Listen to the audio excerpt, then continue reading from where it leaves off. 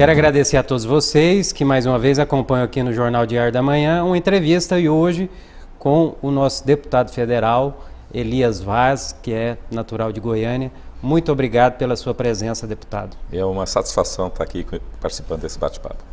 Deputado, o senhor que desde 1998 teve muita expressão, né, principalmente no meio jornalístico goiano, com a questão do transporte coletivo. Teve diversos mandatos expressivos como vereador e teve uma ascensão a deputado federal muito grande com expressão nas urnas. A que o senhor deve essas conquistas? Bom, primeiro, muito trabalho, né? Segundo, respeito, né, com o eleitor, né? Eu, particularmente, tenho dito que eu levo muito a sério, né, o que está lá na Constituição, que diz que o papel do Poder Legislativo não é só de fazer leis, mas também de fiscalizar os atos do Executivo. E eu, na verdade, nos meus mandatos, né, de vereador, assim como também nesse mandato de deputado federal, procuro sempre fazer isso, que é verificar se as políticas públicas, se os recursos, de uma forma geral, estão adequados de acordo com a lei, né? Então, é uma preocupação que a gente sempre teve, né? Aliás, eu sempre critiquei o formato do legislativo brasileiro, que muitas vezes os partidos negociam estruturas públicas, né, fazendo aí uma composição com o executivo e, na verdade, negociam, né, a sua postura, a sua posição enquanto parlamento, inclusive deixando de fiscalizar e, ao mesmo tempo, só votando aquilo que o governo quiser. Então, isso, para mim, a velha política do toma lá da cá, acaba comprometendo, né, o que deveria ser o papel constitucional do Poder Legislativo. Então, eu sempre procurei, na verdade, ter uma posição independente, uma posição de apoiar o que for correto. Eu não tenho nenhum problema em qualquer governo, aquilo que são iniciativas corretas, eu acho que merece o nosso apoio. Agora mesmo no governo. Teve medidas provisórias que nós, agora, a semana passada, apreciamos e eu votei favorável, né, porque eu entendi que era correto, né? Eram medidas provisórias do governo que foram corretas. Outras a gente se posicionou de forma contrária, né? Então, o ideal do Poder Legislativo é ter uma independência, né? Quer dizer, que é você ter clara a questão da independência dos poderes e não uma negociação de estruturas de cargos no Executivo, comprometendo aí a independência, inclusive abrindo mão do seu papel fiscalizador. O senhor que é pré-candidato a prefeito de Goiânia, o senhor se sente preparado agora para estar do outro lado do balcão? Sinto, né? Primeiro porque na condição de 18 anos de vereador em Goiânia, eu aprendi muito, né? Aprendi muito. Hoje eu conheço bem a estrutura pública na cidade e sei onde estão os principais gargalos, né? Sei onde estão os principais problemas. Então, primeiro a gente precisa, eu costumo dizer que tem duas questões fundamentais que a gente precisa enfrentar na administração em Goiânia. Primeiro é o velho problema da corrupção, né? Segundo, né, a questão da eficiência da gestão. Basta ver que nós temos aí quase 50 mil servidores em Goiânia e a gente vai verificar que praticamente nenhuma política pública da cidade é satisfatória. Quer dizer, isso é culpa dos servidores? Claro que não, isso é um problema de gestão. Nós temos uma gestão que ela é ineficiente, ela é amiga do desperdício e a sua ineficiência acaba abrindo brecha para a corrupção. Quer dizer, são problemas graves que nós temos que precisam ser enfrentados, né? Então, a primeira questão que a gente precisa discutir o problema da gestão como um todo, né, é a qualidade, né, a sua ineficiência. Quer dizer, a gente já viu isso em vários momentos, em várias situações. Quer dizer, quando eu estava na SEI, por exemplo, da saúde, né, além do problema de corrupção que a gente viu, com a questão da manutenção dos veículos, né, que pagava fortunas por veículos que, na verdade, essas manutenções não aconteciam, eram faturas que eram forjadas, né, a gente via também, quando a gente foi visitar o almoxarifado, nós chegamos lá e constatamos 10 aparelhos de raio-x na caixa, novos, e a prefeitura estava com um contrato de 2 anos, né, já fazia 2 anos que aquelas caixas estavam ali, com uma empresa terceirizada, né? E o pior, a prefeitura tinha contratado os servidores, então nós tínhamos servidores parados, esperando a instalação desses equipamentos por 2 anos e, inclusive, contratando equipamentos velhos, né? E nesse período a gente gastou 14 milhões de reais. Quer dizer, isso prova, quer dizer, uma questão de ineficiência. Ao mesmo tempo, nós vimos ali, por exemplo, leites caros de criança, por exemplo, a Pregomim, por exemplo, que custa mais de 200 reais uma lata, tinha mais de 600 latas lá que venceu a data, e nesse período, antes de vencer a data, várias crianças, inclusive indo ao Ministério Público, veículos de comunicação, pedindo para ter acesso a esse tipo de leite. E a prefeitura não concedia, e as latas estavam quase vencendo, e acabou vencendo. Então, isso mostra que não é um problema só de corrupção, é um problema também de ineficiência, né, que nós temos da estrutura pública, precisa ser combatido. Então, eu não tenho dúvida, né, eu respeito muito o atual prefeito, mas é nítido que a sua gestão tem uma visão ultrapassada, né? Hoje nós temos mecanismos aí de controle muito mais eficientes, que precisam ser adotados na estrutura pública e que Goiânia está ficando muito para trás nesse quesito. Claro que o senhor teve uma expressão eleitoral em todo o estado, mas como o senhor é pré-candidato a Goiânia, eu gostaria de continuar falando de Goiânia. Como o senhor avalia a saúde hoje no enfrentamento do coronavírus em Goiânia? Olha, péssima, né? O que a gente verificou é que a Prefeitura de Goiânia não fez seu dever de casa. Basta ver o seguinte, nós monitoramos, inclusive, o auxílio que a Prefeitura teve nos 5 primeiros meses aí, que veio recurso do Ministério da Saúde específico para o Covid. Nós tivemos um recurso de 73 milhões. 56 milhões foram depositados em abril. Né? Quando chegou no final de junho, né, já tinha esse valor em caixa, a Prefeitura tinha gasto apenas 21 milhões. Quer dizer, a sua quantidade de estrutura de vaga de UTI ainda era bem reduzida. Né?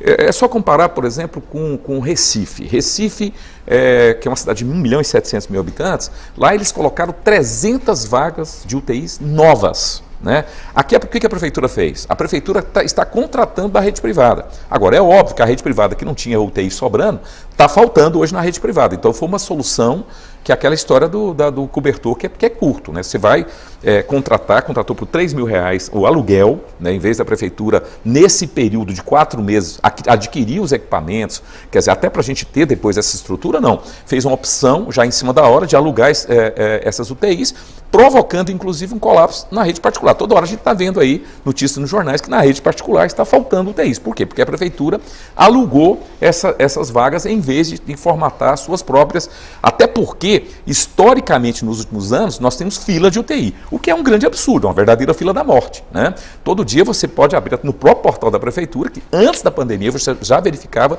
70, 80 pessoas aguardando vagas de UTI. O que eu considero um grande absurdo, porque quando o médico passa a necessidade de uma UTI, não é por brincadeira, por capricho, é porque a pessoa precisa de uma UTI. E muitas pessoas que acabam não tendo acesso sequer a essa oportunidade, acabam vindo a óbito, né, que é um prejuízo imensurável. Então, a estrutura da saúde em Goiânia, ela é muito ruim. Nós temos uma secretária que, na minha opinião, não tem capacidade de estar à frente. Desde a época da ceia, a gente denunciou vários aspectos que demonstravam isso.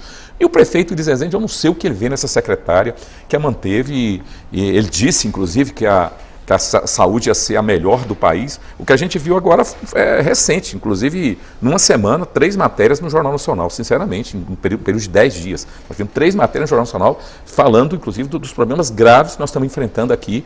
Né? E toda hora chega denúncias para a gente, que as pessoas ficam perambulando aí de posto de saúde em casa e não conseguem um atendimento adequado. Né? Então, sinceramente, eu acho que a Prefeitura não se preparou bem, né, para essa pandemia. Essa que é a grande verdade, que é pior, com dinheiro no caixa. O senhor hoje é presidente estadual do PSB, que é um partido muito tradicional, muito sério, que é a escola do Miguel Arraes. Como o senhor pretende montar um secretariado para fazer essa gestão de Goiânia? Bom, o que eu quero dizer o que eu não vou fazer. Eu não vou fazer essa política do toma lá da cá. Né? Eu estou conversando com partidos, tudo, eu quero dizer assim, o nosso secretariado será técnico. Será pessoas que realmente têm capacidade para estar à frente de cada pasta. Né? E esse é o primeiro critério, que junto com outro, que é importantíssimo, que é a honestidade. Né? Agora, se essa pessoa tiver algum vínculo com um partido, isso não me interessa, entendeu? Para mim isso não é o mais importante. O mais importante é a gente realmente formatar um secretariado técnico.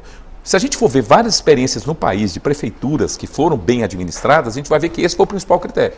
né, foi que o prefeito adotou um critério técnico para montar o seu secretariado. Porque se você faz esses acomodações político-partidárias, você acaba entregando as estruturas para os partidos e muitas vezes, na verdade, fica a serviço do interesse do partido e não o interesse da sociedade. Então, essa é a primeira questão, né? Tem muita gente boa em vários partidos, ou muita gente boa que nem participa da militância política partidária, né? E são pessoas que podem sim estar à frente de secretarias e podem desempenhar papéis importantes. Então, eu particularmente entendo que o formato, a questão principal de formar um secretariado é você formar com critério técnico e de honestidade acima de tudo.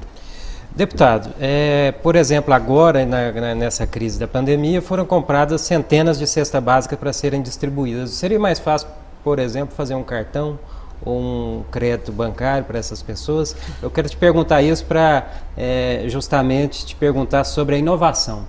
É possível fazer uma gestão com inovação e tecnologia? Sim, hoje os aplicativos no celular, né, são aliados de um processo de administração. É tudo. Você imagina o seguinte, você às vezes tem dificuldade de saber onde tem buraco em pista, saber onde é que estão os problemas, tudo isso pode estar linkado, né? Acho que a prefeitura tem que exercitar isso, o próprio papel fiscalizador da sociedade, né? É incompreensível hoje pessoas compram, por exemplo, fazem compras na estrutura pública, a nota fiscal não está lá disponibilizada para a sociedade verificar. Então, quer dizer, você tem uma série de situações que a estrutura, né, tecnológica hoje é uma ferramenta fundamental para você aprimorar a eficiência da administração. E isso muitas vezes é deixado de lado, né, ou é ignorado, né? Então nós precisamos sim, eu costumo dizer que a estrutura pública, por exemplo, ela é tão, às vezes, ineficiente, que você às vezes chega numa determinada estrutura, ele manda você em outra secretaria pegar uma certidão. Gente, isso é um software, só comunicar. Quer dizer, isso custa para o cidadão, né, para o contribuinte, de uma forma geral, mas custa também para a estrutura pública. Porque em vez de eu ter uma pessoa ali para atender e resolver todo o problema, eu tenho que ficar perambulando em várias secretarias para resolver uma situação concreta. Quando, na verdade, se houvesse uma comunicação de software, eu falo software porque os computadores já estão ali, né? Você precisa só comunicar, né? Então, internet, toda a sala da prefeitura tem. O que precisa é uma comunicação. Então, são questões que, na nossa opinião, demonstram, né, como esse exemplo que você dá de cesta básica, quer dizer, você pode ter estruturas muito mais eficientes hoje, né, para, na verdade, que inclusive vai baratear o custo das políticas públicas e vai torná-las muito mais eficientes. Então, eu não tenho dúvida, né, que a gente precisa estabelecer um outro tipo de mentalidade na gestão em Goiânia, porque do jeito que está, ainda está no século passado e é preciso a gente colocar Goiânia no século XXI. E falando em século passado, já caminhando para o final da nossa entrevista, o senhor que talvez nesses últimos 50 anos tenha sido a maior liderança no enfrentamento do problema do transporte coletivo. O senhor poderia resumidamente falar o seu projeto, a sua ideia para dar uma solução final para esse grande problema? Olha, a primeira coisa, o poder público precisa existir, né? Nós não podemos deixar que o transporte seja um problema entre as empresas e o usuário. Isso é um absurdo que nós temos aqui em Goiânia. O transporte em Goiânia é ruim porque o poder público é ausente. A CMTC é uma piada. Ela não tem estrutura nenhuma. Então, eu defendo duas coisas básicas, né? Primeiro, o poder público tem que tomar a gestão, né? Significa, inclusive, que a arrecadação, na minha opinião, tem que estar na mão da prefeitura. Não pode estar na mão das empresas. Então, vamos parar de discutir esse negócio de caixa preta. Quer dizer, a arrecadação ficar na mão da prefeitura. E a prefeitura remunerar, na verdade, as empresas. E a outra situação é o seguinte, é o que existe no mundo inteiro, né? Nós vamos dizer qual a qualidade do transporte que nós queremos. Quer dizer, se tem diferença, aí você vai entrar com o subsídio, que é um elemento fundamental para que o transporte funcione em qualquer lugar do mundo. Por quê? Porque se você deixar tudo para tarifa, é insustentável. A tarifa fica tão cara, se você deixar uma frequência muito boa, tal, fica tão cara que fica inacessível. Por isso que nós precisamos, o poder público também tem que entrar com a sua parte. É assim nos Estados Unidos, é assim na Europa, é assim em qualquer lugar que o transporte funciona no mundo. Algumas cidades do país vão adotando esse sistema, né? Estão caminhando nesse sentido, como Brasília, como São Paulo, que estão iniciando esse processo. Aqui em Goiânia não pode ser diferente. O poder público tem que ser forte, né, não pode, repito, não pode deixar o transporte na mão das empresas tomarem a decisão. Quem tem que tomar é o poder público. O poder público, para ter autoridade para isso, ele tem, na verdade, que assumir a responsabilidade das consequências de uma gestão como essa. Que avaliação o senhor faz dos 2 anos aí já na Câmara Federal do seu mandato? Olha, aqui como vereador, eu penso que eu sempre tentei e procurei exercer o mandato daquilo que eu sempre acreditei, que é um forte aspecto de fiscalização. Até porque leis nós temos muito. Não é que eu não entro com projeto de lei, tem várias leis minhas aprovadas, né? Já entrei com vários projetos a nível nacional também. Mas lei boa, a gente tem muito. O problema é que muita lei, né, tem aquela história, não pega porque não é fiscalizada. Então nós precisamos fiscalizar mais, né? E além do que, a gente garantir que o recurso público seja aplicado na sua integridade, dentro dos princípios da moralidade pública, o resultado para a população vai ser muito maior. Então também eu me dedico muito a essa situação.